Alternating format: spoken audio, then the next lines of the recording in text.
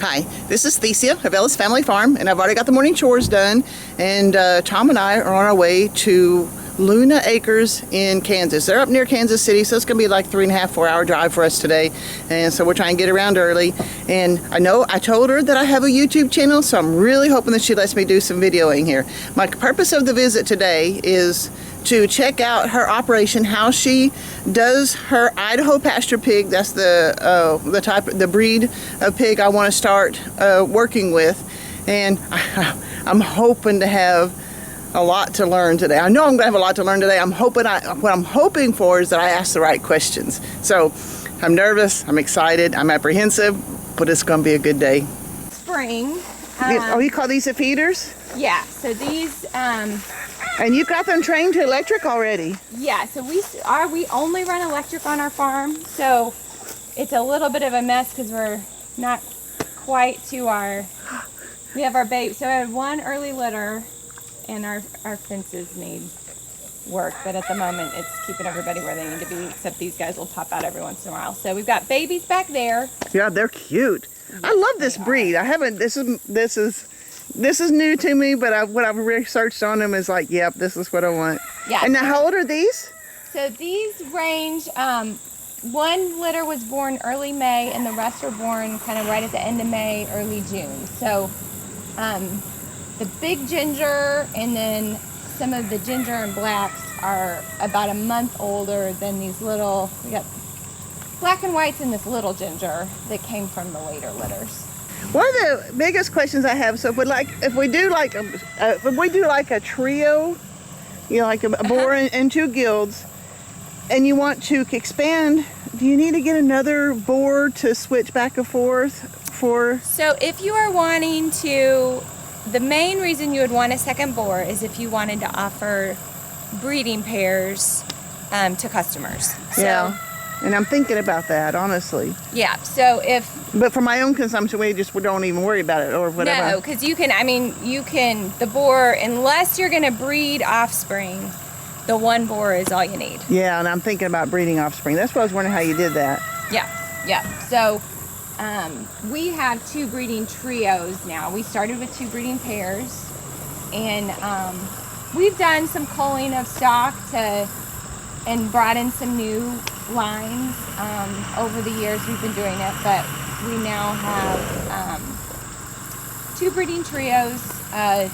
One side of the trio were 2 gelts. She just had her first litter, and my other will have her first litter in another month or so. So we'll soon have all proven stock, which will be nice.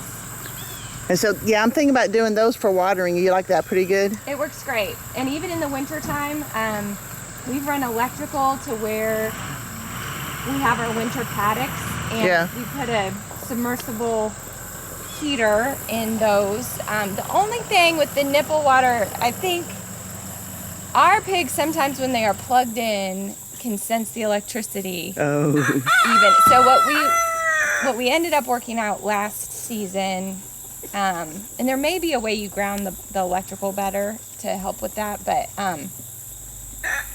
I think the heat, it has a really short cord, but if you use an extension cord, it can cause that problem to happen. Yeah. So, but we had no way to get around the extension cords. Yeah. So we would just unplug during the day and then plug them in at night. Okay. Yeah. And except for a few like really cold days, that worked to keep like alive. Last year. Yeah, but I mean, I think out of all last winter, we only had a couple days where I didn't. Now, I don't see housing. Are you able to get by without them? We do have housing, so you do guys you? just It's watch okay. your step. Yep. In the summertime, up in our pasture with our larger pigs, we'll just make sure they have shade. Oh, I see some now. Okay. Yeah, but then for during the winter and for all of our breeding, all of our farrowing, we have hog shelters. And we started with these larger ones that were just donated to us by a family we knew that hadn't done pigs in a long time. Yeah. So they're a little big for farrowing. We've farrowed fairly successfully in them for quite a few seasons, but we went ahead and invested last season in these smaller porta huts. Yeah. That have the farrowing bar and are just a little, there's just less room for a sow to. Yeah, I was talking to a guy about these a couple weeks ago, and I was actually inside one, and they're cooler than they look. Yeah. That's what I was concerned about, because there was, I know, I'm messing with you, aren't I? She said she's also a little, I haven't fed her yet, because we're weighing today. And now, how old are these, you say? So they're about a month old. They're a month old? Wow. Mm-hmm. They were born a little over, I guess 5 weeks now. They were born August 9th. And this is Maisie. She was a gilt for us. This was her first litter. She had 7. She did a good job, didn't she? She did a great job. Wow. We didn't lose any. That's excellent. Aren't they cute? Oh, they're super fun. I will. I'll go grab some feed, because then we'll feed Mama and you can get in there and see the piglets a little more. Okay, thank you so much. Yeah. And then we have 3 acres of pasture up top. And that's where we keep our breeding stock when they aren't farrowing, and then our feeder pigs once they get big enough where we're not as worried about predator attacks. Okay, forgive me again. How old did you say these were? So These right here? So this one is actually a month older than that one. She's one of my littlest. We have, usually in each litter we'll get one, what I call more like the coony throwback. So she just looks more coony than the others. And then that one there is a year or a month younger, but one of the larger ones out of that litter. So if I were to buy them, was that the size right there? No. So these are going to be all old. So when you buy them, they're going to be more that size, aren't they? Right. So we wean at typically about 6 weeks, and so pickup is usually about 7 weeks old. So just a couple weeks older than this. Oh, okay. That's okay. Yeah, that makes better sense to me. Okay. Yeah, and so they're really easy to transport in a dog crate. That's what I was wondering about also. Yeah. Yeah, and they do well together. So if you had a large dog crate for your trio, because they like to just kind of pig pile on top of each other for transport. So. I was looking at that. Yeah. Is there something I can do to help? Oh no, you're good. This is easy. I'm just gonna find. I'm running out of shade for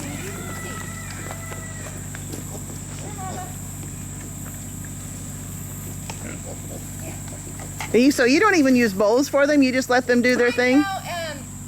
I mean, if it's super muddy, obviously we have to do something. I'll use this rock a lot in here. That's a good idea. Just because once we get up to the number that we have feed pans, but not for everybody. Yeah. And most of the time they do a really good job. It's just when if it's real wet and muddy, then we gotta get food. Contributes to contraction, so like if the labor stalls out. I want to be as hands off as possible. And that is the best way. Yeah. And I've learned that the hard way a little bit. You get different advice, but the more we've done it, the more. And you even sometimes we'll still have a couple stillborn. Like my big sow, one of my original sows, Mabel. She had a litter of 14 this last season. Wow. Okay, we're up here in the upper pasture. I had forgotten all about filming because I'm too busy asking questions. So, and what'd you say these were? These are some breeders that you weren't expecting to be breeders? So 2 of these are from another farm. Yeah. Those 2 gilts on the end came from Caleb Howerton, and they're belong to customers of ours. Oh yeah. And they're here being bred to our boar Milo. I don't have any food. I'll come over here so you don't get confused. And then I need to continue feeding, or I'm going to cause World War IV over here. Or did I just not do it fast enough? Not for you.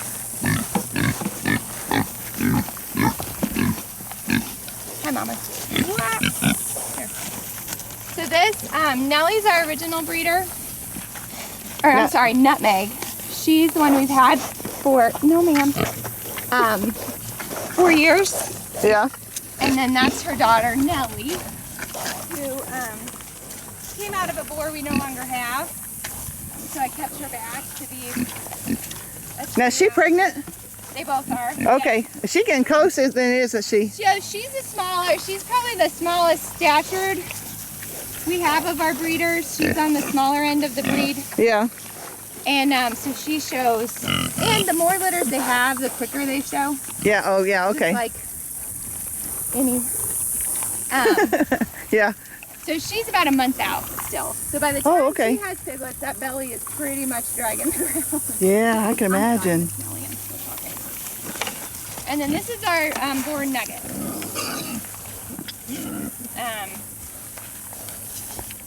Who So do the piglets follow one side or the other, or is it kind of a...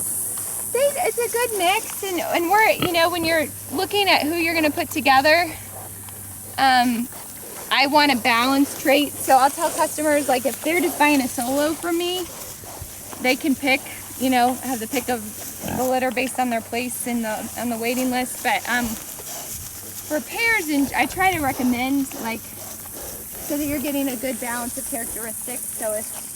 So like Nutmeg is a little on the smaller side, but Nugget's on the bigger side, and so we get a good balanced size out of them. Oh, okay, so even a bigger boar is not that big a deal?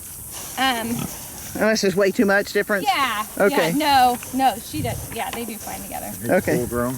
Yeah, he's full grown, and so is she. She is not. So she's a good example of, that's a piglet of hers. She's going to be much bigger than her mom. Yeah.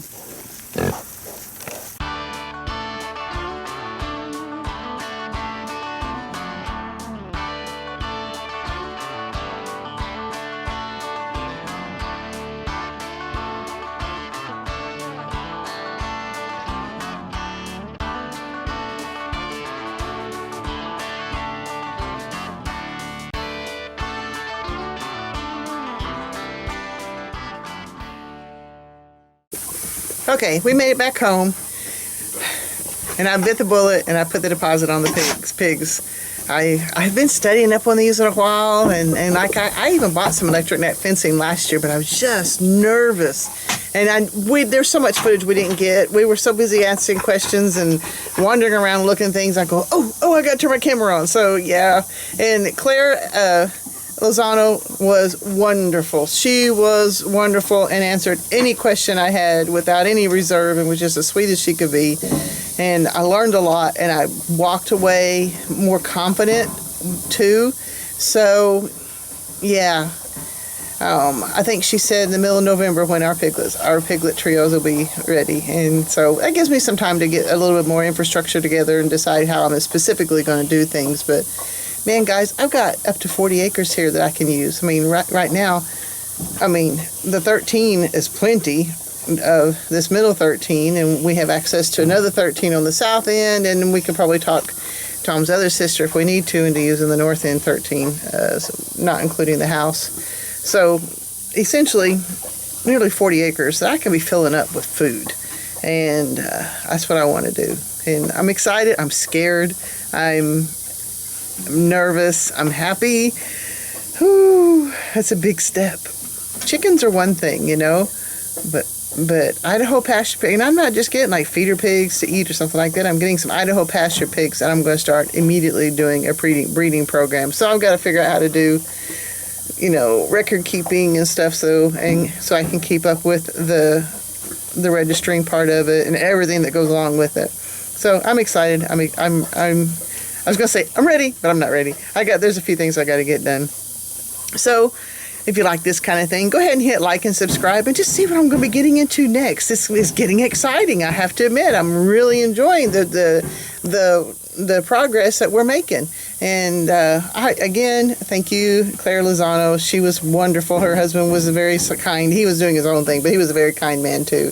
And Tom, we enjoyed talking to him. But Clare was wonderful in answering a lot of questions and was very patient with me and just took me along and showed me all the stuff that she had going. It was great. So, like I said, hit the subscribe button, not the subscribe button, that too, but hit the notification bell so that whenever I'm able to get stuff up. I'm so sorry, guys.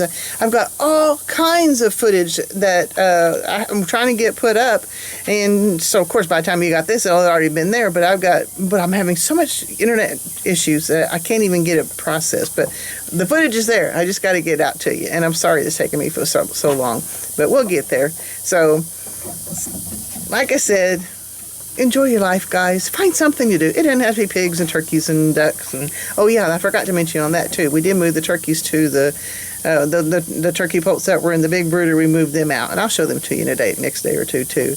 And they seem to be liking their new digs pretty good there too. And I'm kind of glad, because they kept trying to fly out of that brooder, so they can't fly out of what they're in right now. So, like I say, live until you die, guys. Oh, there's something else. Okay, I'm digressing again, but this is kind of important. Okay, so was supposed to have my 40-year class reunion last year. Of course, nobody was doing anything last year, so they're going to try to put it out and do it this year. And there's a page on Facebook that that's letting people kind of know what's going on with the reunion and what we're going to be doing and stuff. And I don't even remember who said it, but I was really saddened because he says, I gotta play it safe, so I won't be coming. I'm going, really?